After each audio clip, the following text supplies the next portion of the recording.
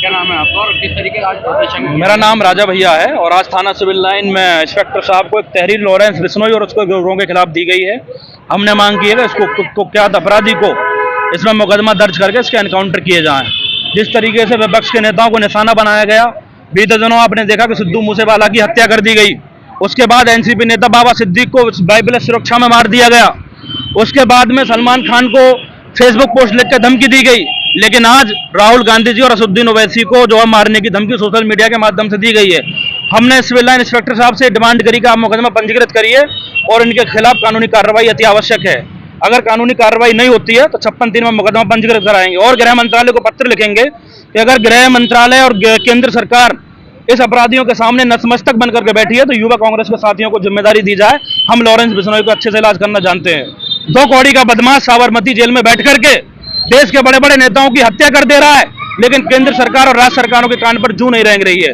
कहीं ना कहीं केंद्र सरकारों का संरक्षक प्राप्त है, उसी संरक्षक के चलते ये अपराधी जेल में बैठ के अपना धंधा व्यापार कर रहे हैं। आज अगर इन अपराधियों को नहीं रोका गया तो कल को ये आज नेताओं की हत्या कर रहे हैं, कल ये अधिकारियों की हत्या करेंगे और इस तरीके से देश की कानून व्यवस्था को जो है खुलेआम चुनौती देंगे और देश की सुरक्षा को बहुत बड़ा नुकसान होगा।